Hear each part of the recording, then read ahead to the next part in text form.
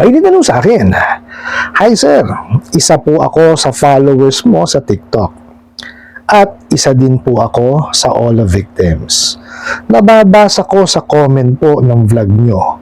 May mga nagko-comment ng mga hacker na tutulong. Legit po ba? Kasi po, nag-try ako mag-message at may hinihingi na bayad sila. Pero may napanood akong ilang contents na sabi walang pwedeng makabura ng Ola account ng sino man. Alin po ba talaga doon ang legit sir? Hope na mapansin mo po." Alright, napakagandang katanungan po nito.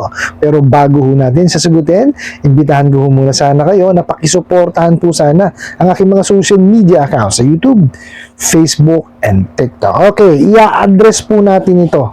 Okay? Actually, ano ko na to, natakil ko na to before, no? Na napansin ko nga, may mga nagko-comment po, no?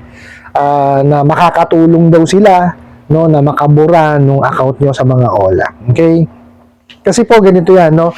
Hindi ko ho kasi nire-restrict, no, yung comment sa aking mga videos sa YouTube, sa Facebook po, at saka sa TikTok. Dahil po, no, sa kadahilanan na dito po tayo kumukuha ng contents. Okay? Kung ano po yung itanong ninyo, yun po yung isasagot ko. Kaya lang, unfortunately po kasi, nagagamit po yung ating platform, no, para sila ay makapanloko po ng ibang tao. Okay, kaya ako ina-address ko ito, no? Kasi po ayoko naman po na dahil po sa mga videos o sa mga content natin, pati kayo maloko pa. Kagaya pa lang po nito, no, kung nagpadala ng katanungan natin, no. Maraming pong salamat, no. At kahit papaano sinabi niyo sa akin. Although yes, alam ko po ito, no. At ginagawa ko naman po ng paraan, kaya lang maraming salamat po sa inyo, no, sa pagpapaalala sa akin. Okay? Kagaya ho nito, no, nag-try po siyang mag-message, but unfortunately nanghihingi ng bayad. Nakita niyo po, di ba? Wala naman ho tayong kasiguraduhan kung talaga mabubura. Di po ba? Tsaka iano ko na lang po, no, na ginagawan ko ho talaga ito ng paraan, no, na burahin isa-isa. Kaya lang unfortunately po, sobrang dami ho nila. Hindi lang ho kasi isang hindi lang isang tao, napakarami ho nila. Talagang ho ako minsan gabi na ulinigan ko, na tunog ng tunog yung cellphone ko. Puro comments po talaga, sunod-sunod sila. No, and puro din lang po sa TikTok. No, kaya po iba yung ingat. No, kasi po ganito po 'yan, no. Pag kayo po ay nag-apply dito sa mga bugok at abusadong online lending apps na to at nagbigay kayo ng information, no, personal information po ninyo, at syempre ninakaw na 'yan. Yung yung iba yung information, lalo na yung mga nasa contact list po ninyo, no, at kung ano-ano pa pong nasa telepono po ninyo, dahil nga nalagyan na nila ng malware 'yan. Okay, eto po 'yan, no. Walang sino man po ang po pwedeng makapagbura niyan sa mga online lending apps, kung hindi kayo lang din po. Bakit ko sinabing kayo lang din po? Kasi po, pagka kayo nakabayad na sa mga online lending apps na yan, dapat po, mawawala na yan sa kanilang record. Nasa back-end na yan dapat. Ngayon, dapat din itong mga bugok at abusadong online lending apps na to, no, dahil nga meron tayong Data Privacy Act, iniingatan yung inyong isinare na data. Okay? Ngayon po, syempre, dahil nga ang mga lending, lending in particular po, lending, financing, and bangko, dahil nga po nakapagbigay na kayo ng information sa kanila, at kung nabayaran nyo na yung utang nyo sa kanila, syempre, magbabaka sakali pa rin yan, no, na makapag-reloan kayo. So, gagamitin pa rin nila yung phone number nyo to contact you o offeran kayo. Okay? At dapat dun lang nila magagamit yun. Okay? And this a specific time lang na po pwede nilang gawin. With regards to sa specific time, hindi ho ako, kumbaga hindi ko masyadong kabisado yan, pero ho kasi, ang alam ko, 5 months yan yung mga details, pero after that, they need to delete it or scrap it. Ngayon kasi pagka yun sa mga traditional lending and financing, sinishred yan. No? Siyempre, nasa digital age na tayo, they need to delete it. And, siyempre po, mag-research tayo, no? Sabi nga nila, pagka yan napunta na sa web or sa internet, hindi na ho nabubura yan. Okay? So, ano lang, ito ho is bitter truth yan. Kasi ho, sabi nga ng mga experts, no, once na yung picture mo, information mo, is napunta na sa internet, no, o sa World Wide Web, sa www, no, wala na ho yan. Nandyan na yan habang buhay.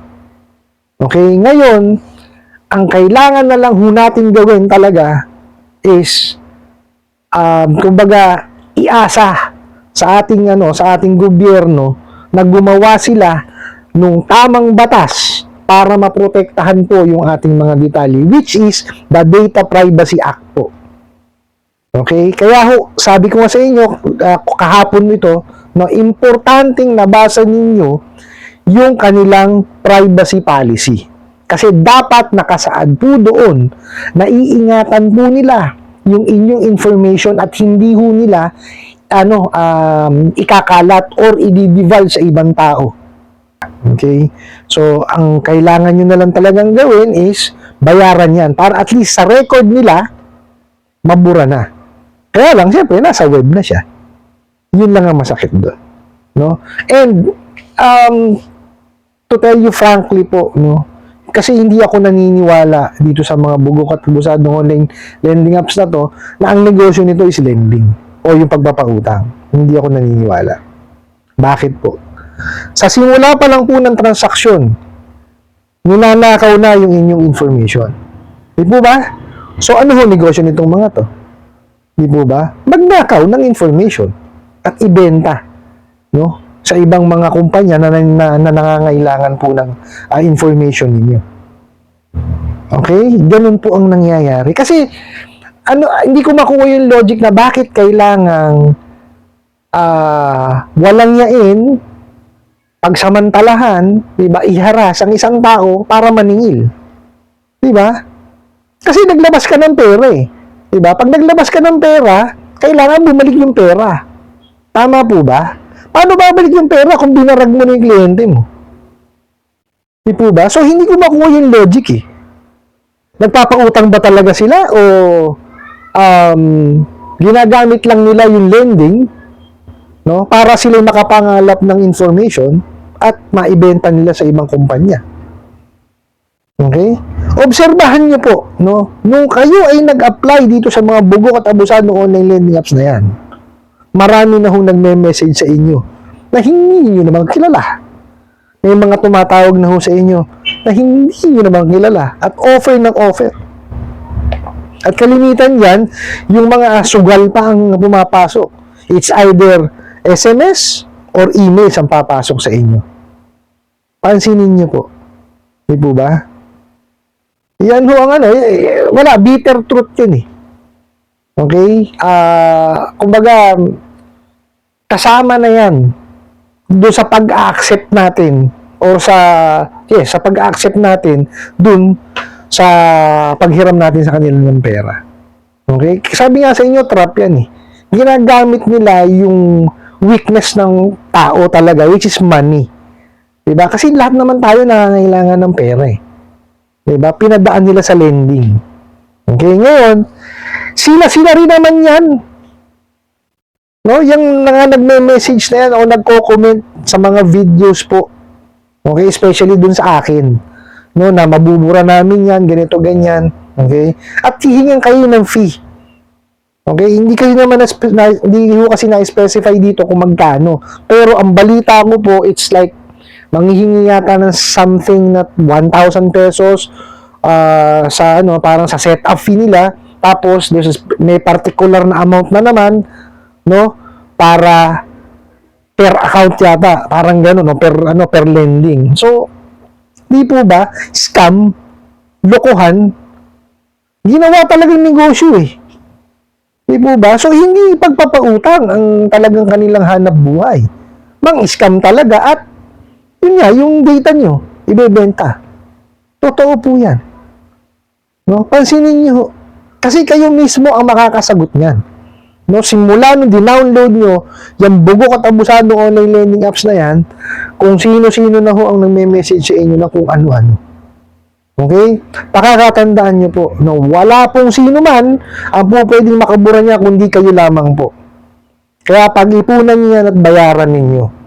No, para po matapos na yan. Pero, hindi pa rin doon natatapos yan kasi may mga offers yan eh.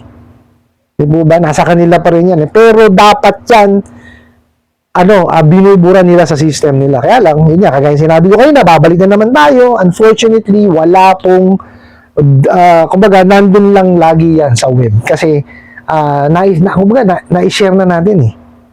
Di po ba? So, tanggapin na lang po natin yun. Talagang ganun siya. Kaya, iba yung ingat po.